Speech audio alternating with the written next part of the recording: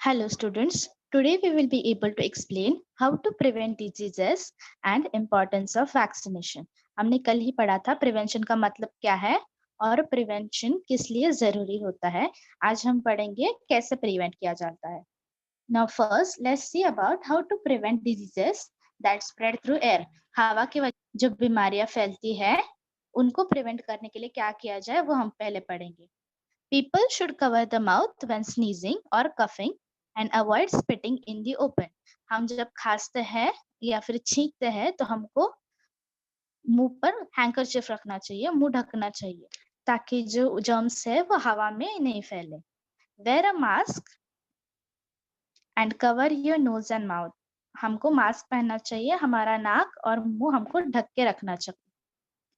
If someone in the family gets an infectious disease that spread through air, go to doctor immediately. अगर घर में किसी को ऐसा डिजीज हुआ है जो एक से दूसरे तक फैलता है तो हमको उसको डॉक्टर के पास ले जाना चाहिए. You can see in this picture also that the girl is sneezing, she is covering her mouth with the handkerchief. वो छींक रही है तो उसने रुमाल से अपना मुंह ढका हुआ है. दूसरी लड़की ने मास्क पहना है और सोशल डिस्टेंसिंग कर रहे हैं कि मतलब हवा की वजह से जो फैलता है तो वो नजदीक में जाएंगे तो भी फैल सकता है, राइट. इसीलिए हमको सोशल डिस्टेंसिंग मेंटेन करनी चाहिए. Next is how to prevent diseases that spread through water. पानी की वजह से जो फैलते हैं उससे कैसे बचा जाए. Adding bleaching powder to community sources of water to kill the germs and make the water safe for drinking. हम क्या कर सकते हैं, ब्लीचिंग पाउडर जो है वो हमारे जो मेन टंकी होती है उसमें अगर डाला जाए तो वो सारे जर्म्स जो है जो बीमारियां फैलाते हैं उसको मार देगा. Boil water before drinking. पानी जो है उबाल कर पीना चाहिए. Avoid drinking open water from river और वेल्स डायरेक्टली विदाउट प्यूरिफिकेशन. जो भी पानी होता है नदी का या फिर वेल्स का मतलब वीर जो होता है कुआं, उसके अंदर का जो पानी है डायरेक्टली नहीं पीना चाहिए, उसको प्यूरिफाई करना चाहिए. प्यूरिफाई करना चाहिए या फिर बॉईल करके ही पीना चाहिए. तो ही हम ऐसे इन्फेक्शियस डिजीजेस से बच सकते हैं जो पानी की वजह से फैलता है. Now how to prevent diseases that spread through food. खाने की वजह से जो डिजीजेस फैलते हैं उनको रोकने के लिए क्या किया जाए. Avoid eating junk foods. जो बाहर का खाना है वो खाना थोड़ा कम करना चाहिए. Always eat healthy food. हमेशा हेल्दी फूड खाना चाहिए. ईट green vegetables and various fruits. हमेशा हरी सब्जियां जो है वो खानी चाहिए और फल बहुत ज्यादा खाने चाहिए. ईट होममेड फूड. घर पे बना हुआ खाना ही खाना चाहिए. Eat the food that was covered. जो भी खाना हम बना के रखते हैं उसको हमेशा ढक के रखना चाहिए और जो ढका हुआ खाना है वही हमको खाना है. खुले में रखा हुआ खाना नहीं खाना है. Don't eat stele food. Stele food मतलब जो बासी खाना होता है, शिळं जेवण जे असतं ते नाही खायचं. बासी खाना जो है वो नहीं खाना चाहिए वरना हमको खाने की बीमारियां हो सकती है.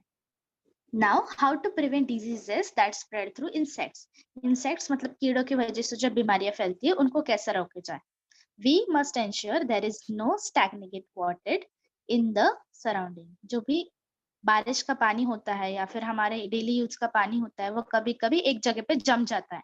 जब वो जम जाता है तो उसमें मस्कीटोज या फिर अलग जो कीड़े होते हैं उसमें वो अंडे देने देते हैं और उसकी वजह से उनका पॉपुलेशन जो है वो बढ़ता जाता है और बीमारियां जो है फैलती जाती है. तो हमको हमेशा सावधान रहना चाहिए कि ऐसा जो पानी है वो जमा हुआ नहीं है, हमेशा वो साफ रहना चाहिए.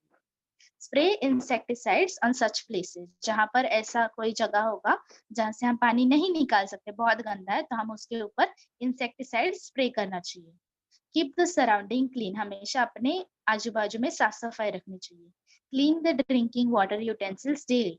हम जिसमें भी पानी भर के रखते हैं पीने का वो हमेशा धोना चाहिए, रोज धोना चाहिए. Also as you can see हम मच्छरदानी का इस्तेमाल भी कर सकते हैं. We can use mosquito nets to get protection from mosquito bites. Now how to prevent diseases that spread through direct contact. सीधा संपर्क में आने की वजह से डिजीजेस को कैसे रोका जाए. Follow social distancing. एक दूसरे से बात करते वक्त वगैरह थोड़ा दूर रहना चाहिए, राइट. 2 मीटर्स का सोशल डिस्टेंसिंग हमको करना चाहिए. Keep washing your hands with soap और हैंड वॉश एंड वाटर और सैनिटाइजर टाइम टू टाइम. अगर हम बाहर जाके आए किसी को छुआ तो हमको हाथ धोना चाहिए साबुन के साथ या फिर सैनिटाइजर के साथ.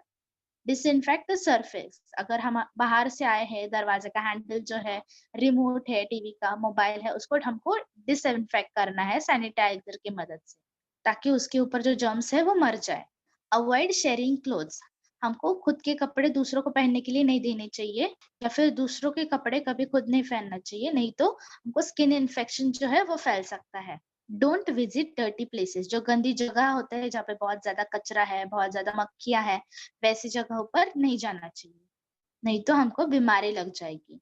Now let's see how vaccination can help us.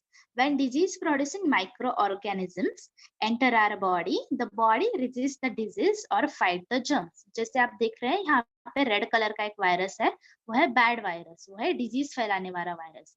और ये जो ग्रीन वाले वायरस है, वो अच्छे वाले वायरस है जो हमारे बॉडी में होते हैं।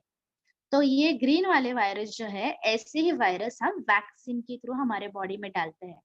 तो जितने ज्यादा ग्रीन वाले वायरस होंगे हमारे बॉडी में, उतने ही वो रेड वाले वायरस को, गंदे वाले वायरस को मारते जाएंगे, राइट। जब ग्रीन वाले वायरस ज्यादा होता है हमारे बॉडी में, अच्छे वाले वायरस वैक्सीनेशन से आए हुए, तो हमारे पास जो है डिजीज वाले वायरस कोई फर्क नहीं पड़ता है। ओके, तो डिजीज वाला वायरस जो है वो मर जाता है और हम बीमार नहीं पड़ते। Now vaccines help our body fight the germs and kill them before they cause any harm. Suppose मेरे ऊपर गंदा वाला जो वायरस है, जो भी डिजीज वाला वायरस है वो आ गया है, तो वैक्सीनेशन क्या करेगा, उस वायरस को बीमार करने के पहले मार डालेगा। इसकी वजह से क्या होगा, वायरस भी मर जाएगा और मैं बीमार भी नहीं पड़ूंगी, right. So vaccination plays a major role in our safety. Now, when do we get vaccination? Soon after a baby is born, she or he is given the tuberculosis vaccination. TB का जो है vaccination दिया जाता है बच्चों को जैसे ही वो पैदा होते हैं। When the baby is 1.5 months old, she is given vaccinations against diphtheria, whooping cough, tetanus and polio.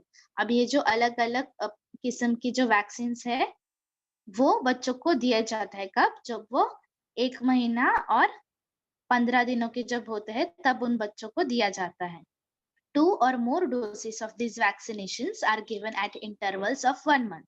तो एक महीने के बाद 2 डोसेस इस वैक्सीनेशन के दिए जाते हैं बच्चों को, ताकि उनको ये ऐसी बीमारियां ना हो। The vaccines for diphtheria, whooping cough and tetanus are combined into a triple vaccine and given as an injection. अब ये जो अलग किस्म की वैक्सीनेशन है, ये इंजेक्शन के थ्रू दिया जाता है, उसको कहते हैं ट्रिपल वैक्सीन।